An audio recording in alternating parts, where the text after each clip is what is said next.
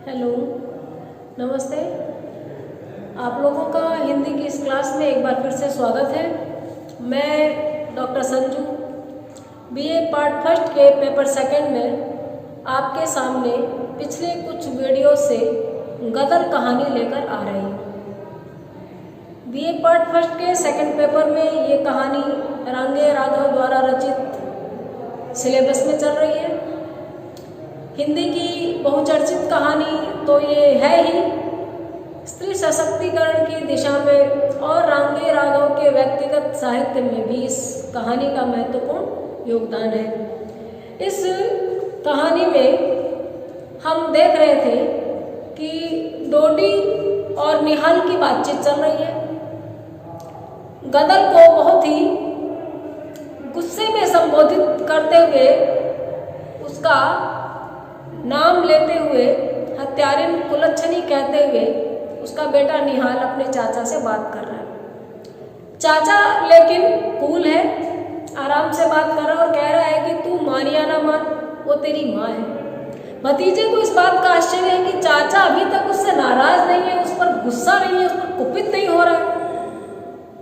चाचा दिल का साफ है, चाचा के मन में मैल नहीं है और यही कहता है कि तू मान या ना मान, लोग उसको तेरी माँ के नाम से जानते हैं। और जो रवायत रही है सोसाइटी की, या तो पति के नाम से जानी जाएगी या पुत्र के नाम से, तो उसका पति अब रहा नहीं तो बेटे के नाम से जानी जाएगी, ऐसा निहाल को डोडी कह रहा है।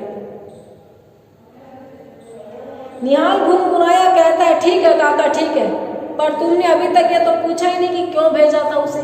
ठीक है, निहाल को जवाब तो कुछ सूझा नहीं, चाचा से वो बहस करता नहीं, कहता है ठीक है आपने जो कहा सुन लिया। आपने ये तो नहीं पूछा कि नारायण को उसने भेजा किस लिए था। हाँ बेटा, डोडी ने एकदम चौंक कर कहा, यह तो तूने बताया ही नहीं, बता। हाँ हाँ नहीं पूछा, दंड भरवाने भेजा था। पंचायत तो बुलाई नहीं, अचानक चली गई थी।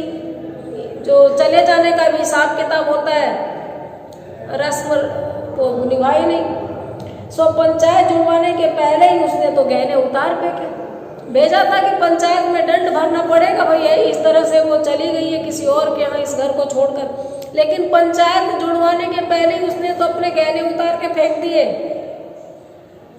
डोडी मुस्कुराया, कहा तो वह जता रही है कि घर वालों ने पंचायत भी नहीं जुड़वाई, यानी हम उसे भगाना ही चाहते थे। कहता अच्छा, पंचायत नहीं जुड़वाना चाहते, वो ये जताना चाहती है कि वो जाना ही नहीं चाहती थी, उसको भगाया गया है घर वालों के जरिए।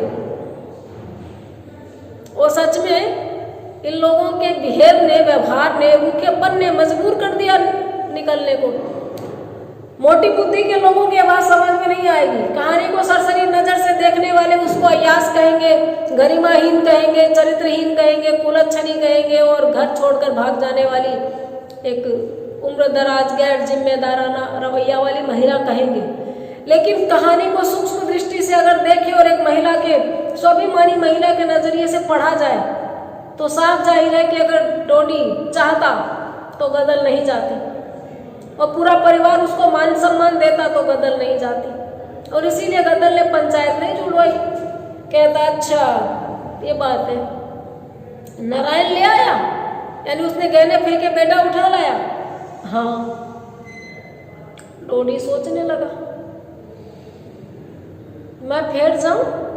निहाल पूछता है कि एक बार और जाके देखूं कि विधिवत पंचायत ही जुड़ जाए, हम आरोप लगाएं, फिर वो कुछ जवाब दे। नहीं बेटा, डोडी ने कहा, यह सचमुच रूठ करी गई है और कोई बात नहीं है, कोई फायदा नहीं है पंचायत जुड़वाने का, वो रूठ कर गई है। फिर पूछता है तूने रोटी खाई? भतीजे से पूछता खाना खा लिया? भतीजा कहता नहीं।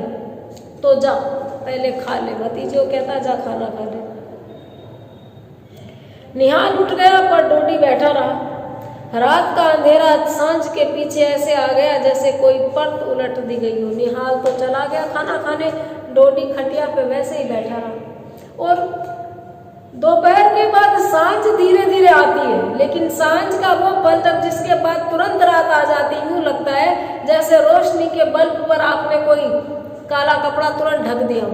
कहता है वो बैठा ही रह गया और सांझ के पीछे पीछे रात का अंधेरा ऐसे आ गया जैसे अचानक कोई परत पलट दी गई। दूर ढोला गाने की आवाज आने लगी। डोडी उठा और चल पड़ा। ढोला प्रेम के गीत कहीं थोड़े अश्लीलता लिए हुए कहीं चल रहे थे, हल्के गीत प्रेम के। डोडी ने सुना और उठ के चला गया। कभी जाता नहीं, आज चला गया। निहाल ने बहू से पूछा, काका ने खा ली? काका ने खाना खाया? नहीं तो वो बोलती है काका ने नहीं खाया। निहाल बाहर आया, काका नहीं थे। आके देखता है कि चाचा यहीं बैठे थे, बुलाने आया खाना खाने के लिए, नहीं थे।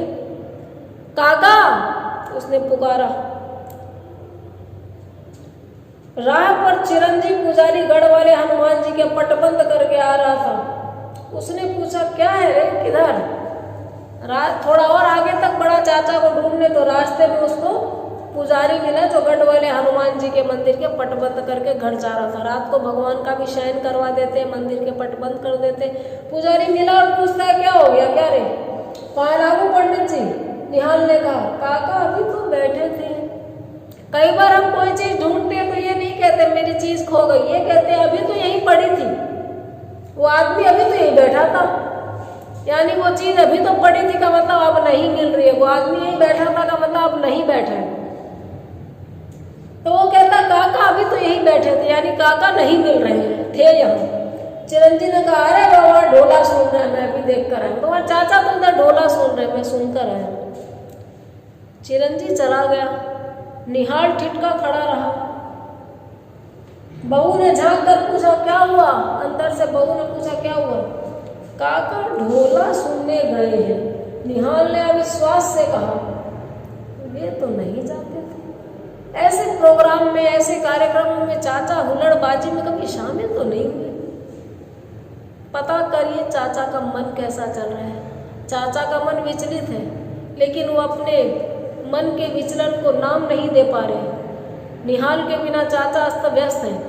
कभी न तो प्यार जताया, जरूरत ही नहीं पड़ी, न कभी दूर रहे। अब पहली बार महसूस कर रहे हैं कि जीवन में एक बहुत बड़ी रिक्तता आ गई है। चाचा उधर निकल गए जिधर कभी नहीं गए थे। जाकर बुला ले आ, रात बढ़ रही है, बहू ने कहा और रोते बच्चे को दूध पिलाने लगी। कहती है कि जाके बुला लाओ, रात बढ़ रही है, रात और गहरी होती जा रही है, सर्दी भी बढ़ेगी, बुला लाओ। और अपने बच्चे को दूध पिलाने चली गई। निहाल जब काका को लेकर लौटा तो काका की देही तप रही थी। निहाल काका को लेने चला गया। काका के देह में ताप चढ़ रहा था, काका को बुखार हो गई थी।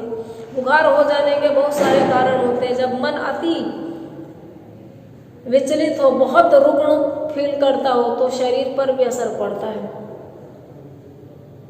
हवा लग गई और कुछ नहीं। डोडी ने छोटी खटिया पर अपनी निकली टांगे समेट कर लेटे हुए कहा, रोटी रहने दे, आज ही नहीं चाहता। संभवतः निहाल ने पूछा, हो क्या हो गया चाचा, बुखार लग रही है? तो डोडी जवाब दे रहा है कि नहीं, बस थोड़ी हवा लग गई ठंडी, इससे शरीर गर्म हो गया। और लंबा चौड़ा चाचा है, खाट छोटी है, तो अपने पाँवों को सपोर्ट दे के लेटा और बोला, रोटी रहने दो, आज जो है जी नहीं है खाने का। निहाल खड़ा रहा इंतजार में कि क्या कहता है। अरे तो बेटा, मैंने ढोला कितने बार सुना है, उस दिन भैया की सुहागरात को सुना था या फिर आज? ढोला सुनने कैसे गया, क्या गया, शायद किसी जवाब के उत्तर में निहाल तो वहाँ खड़ा है। तब चाचा एक ही बात कहता है, अरे भाई मैं रोज थोड़ी ना जाता हूँ, क्या तो भैया की शादी हुई थी, उनकी शादी वाली रात घर में ढोला सुना था, पति पत्नी के गीत, प्रणय के गीत, या फिर आज सुनने गया हूँ। क्या याद आ गया इसको? भाभी के पहली बार घर में कदम रखने का पल याद आ गया और उसको जीने के लिए, उस पल को एक बार दोहराने के लिए वो वहाँ सुनने चला गया जहाँ उसका कोई नहीं था। निहाल ने सुना और देखा डोडी आँख मीच कर कुछ गुनगुनाने लगा है। आज तक गुनगुनाता भी नहीं था, खो गया है अपने में ही, भीतर उतर गया है अपने अंदर और धीरे धीरे लेटा हुआ डोडी कुछ गुनगुना रहा है। निहाल ने सुना। दृश्य चेंज हो गया है। निहाल की भाभी, डोडी की भाभी निहाल मोनी के घर में है। शाम हो गई, मोनी बाहर बैठा था। गदल ने गर्मा गर्म रोटी और आम की चटनी ले जाकर खाने को धर दी। सामने रोटी की प्लेट धर दी, उसमें आम की मीठी चटनी है और रोटी है। बहुत अच्छी बनी है। मोनी ने खाते में कहा बहुत अच्छी है, बहुत बढ़िया बनी है, बहुत टेस्टी बनाया है। गदल बैठ गई उसके पास और कहती है तुम एक ब्याह और क्यों नहीं कर लेते अपने उम्र लायक? तुम एक ब्याह क्यों नहीं कर लेते जिसमें तुम्हारे उम्र लायक लड़की आए? मोनी चौंका, कहा एक की रोटी भी नहीं बनती? पहले तो अलग होने की कही देती, अब क्या मेरे अकेले की रोटी बनाने के लिए भी तुझे एक हेल्पर चाहिए, एक पत्नी दूसरी चाहिए? नहीं। गदल कहती है नहीं। सोचते होगे सौत बुलाती है, पर मर्द का क्या? सोचते होगे कि मैं अपनी सौत बुलाती हूँ, लेकिन मर्द का क्या है?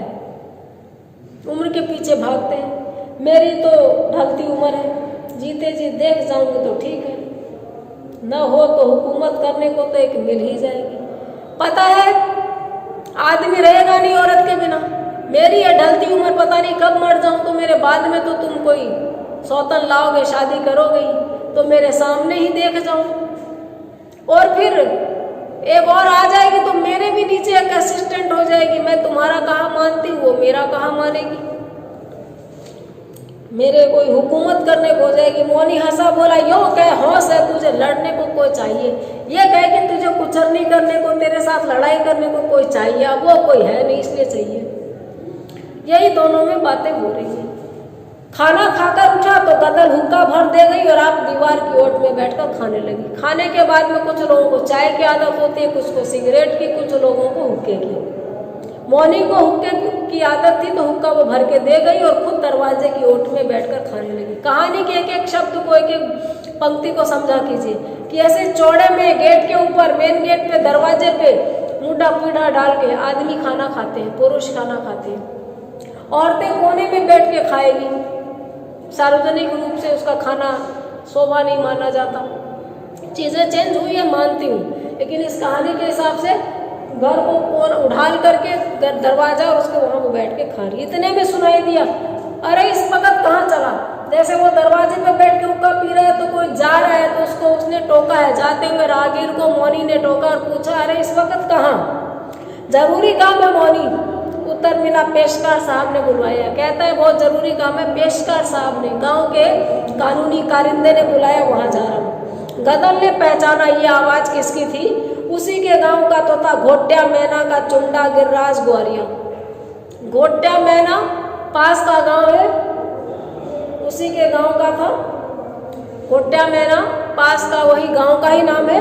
और चुंडा गिर्राज चौहान ग्वारिया, ये गिर्राज इस व्यक्ति का नाम है और ये जो है भेड़ बकरी चराता है।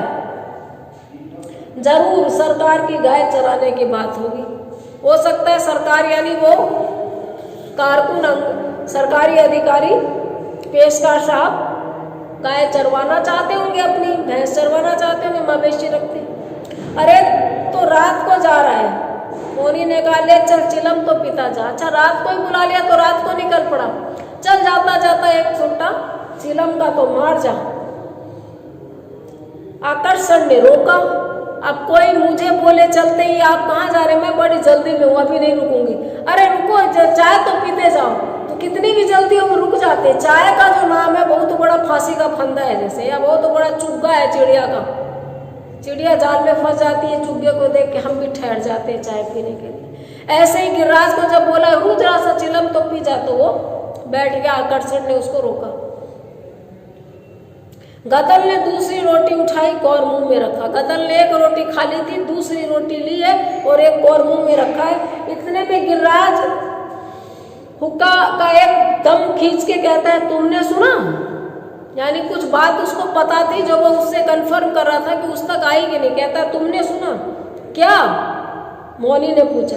गदल का देवर डोडी मर गया। ये बात इसने बोली है घोट्या मैना का जो चुंडा गिरिराज ग्वारिया है। क्या? मोनी ने पूछा। गदल का देवर डोडी मर गया।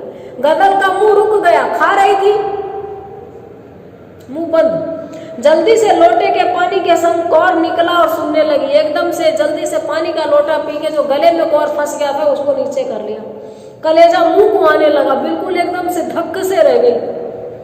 कैसे मर गया? मौनी ने पूछा। वो तो भला चंगा था, उसके तो कुछ हो ही नहीं रखा था, एकदम हट्टा कट्टा जवान। ठंड लग गई, रात उघाड़ा रह गया। एक बहाना लगता है मौत को। ठंड कैसे लगी? क्योंकि जीने की तमन्ना खत्म हो गई, ओढ़ने का लालच ही खत्म हो गया। नहीं ओढ़ा, बाहर रात में घूम आया, नाम ये लगता है कि उघाड़ा रह गया, ठंड लग गई, मर गया। गदल द्वार पर दिखाई दी। गदल आ गई दरवाजे पे और बोलती है, गिरिराज काकी। गिरिराज ने कहा, सच मरते बखत उसने मुंह पर तुम्हारा नाम कढ़ा काकी। आके वो खड़ी हो गई गिरिराज, और गिरिराज कहता, काकी। अभी भी उसी के रिश्ते से बुला रहा, उसी घर के रिश्ते से, और कहता है, सच में मरते बखत उसके मुंह पे तुम्हारा ही नाम था। के गदल स्तब्ध खड़ी रही, एकदम चुप। गिरिराज चला गया। गदल ने कहा, सुनते हो? क्या हैरी? अपने पति को बोलती है मौनी को, अरे सुनते हो? पति नहीं था, बस रहने आई थी, खाना बना देती थी, इस बदले में 2 घड़ी सुस्ता लेती थी, इतना ही रिश्ता था। कहती है, सुनते हो? क्या हैरी? मैं जरा जाऊंगी, मैं उधर जाके आऊंगी। कहाँ?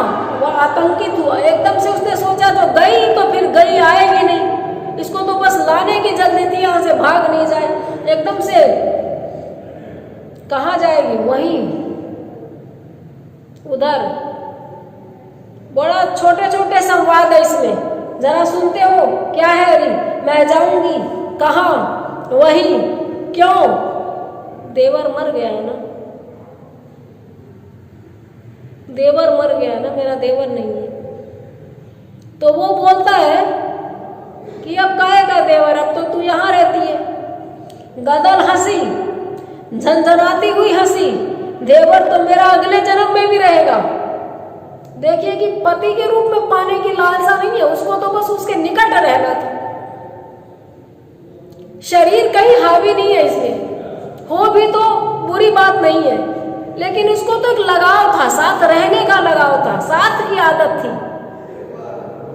और वही साथ की आदत डोडी को थी। कोई पत्नी नहीं थी उसकी, कोई शरीर के कोई रिश्ते नहीं थे, लेकिन एक दिन नहीं रह सका उसके बिना। एक ही दिन हुआ, एक रात गुजारी है, एक ही दिन हुआ आए। तो वो जब रोकता है तो कहती है, देवर तो मेरा अगले जन्म में भी रहेगा। वही मुझसे रुखाई ना दिखाता तो क्या यह पांव कटे बिना उस देरी से बाहर निकल सकते थे? अगर वह मुझसे रुखाई नहीं दिखाता, मुझसे मुंह नहीं फेरता, तो मेरे पांव कटने के पहले क्या वो देरी लांघते? यानी इसको इतना प्रेम था उस देरी से कि ये देरी वो नहीं लांघती। अगर डोडी ने रोका होता तो कोई टांग काट के ही ले जा सकता था। गदल तो अपने पैरों से चलकर वो डोडी नहीं लांघती। उसने मुझसे मन फेरा, मैंने उससे, कहती है उसने मुझसे मन फेरा, मुझे नहीं रोका अपने भाई के मरने के बाद में, नहीं मेरे साथ में ब्याह किया, और मैंने उससे मन फेर लिया कि जब इसको मेरी जरूरत नहीं तो मुझे भी नहीं। मैंने ऐसा बदला लिया उससे। टोन चेंज हो गई कि मन तो फेरा लेकिन मेरे बिना मर ही गया, कि रहा नहीं एक दिन भी। कहती मैंने ऐसा बदला लिया, कहते कहते वह कठोर हो गई। मैंने ऐसा बदला लिया उससे। तू नहीं जा सकती, मौनी ने कहा, नहीं जा सकती। क्यों? गदल ने कहा, तू रोकेगा? अरे मेरे खास पेट के जाए मुझे रोक ना सकेगी, तू रोकेगा मुझे? जिनको मैंने जन्मा था मेरे पेट के जाए मुझे रोक नहीं सके जब आना था, तो अब क्या है? जिसे नीचा दिखाना चाहती थी वही न रहा, तो तू मुझे रोकने वाला है कौन? कि डोडी को नीचा दिखाने के लिए तो घर छोड़ा था, जब डोडी नहीं रहा तो तू रोकेगा? तू है कौन? अपने मन से आई थी, रहूंगी नहीं रहूंगी, तूने कौन मेरा मोल दिया है? इसलिए इसने मौनी से मोल नहीं दिलवाया था, पैसे नहीं दिलवाए थे, डांड नहीं भरवाई, जुर्माना नहीं दिलवाया, पंचायत नहीं बिठवाई, अपने ही गहने दे के पिंड छुड़ाया था कि तूने कौन सा मोल देकर खरीदा था, मोल देके ये लाता, पंचायत के सामने विधि विधान से काम होता तो वो जा नहीं सकते थे तुरंत। कहती है मैं मेरी मर्जी से आई थी, इसलिए मेरी मर्जी से रहूंगी, मेरी मर्जी से नहीं रहूंगी, तूने कौन सा मुझे मोल दिया था। इतना बोल तो लिया जो तू, और कोई होता मेरे घर में, जो होता मेरे घर में तो जीभ कड़वा लेती तेरी। ये तूने मुझे बोल तो दिया तेरे आंगन में खड़ी इसलिए कि तू नहीं जा सकती, जो तू मेरे घर में होता तो मैं तेरी जीभ निकलवा लेती इस समय। अरे चल चल। मौनी ने उसको जोर से रोक दिया।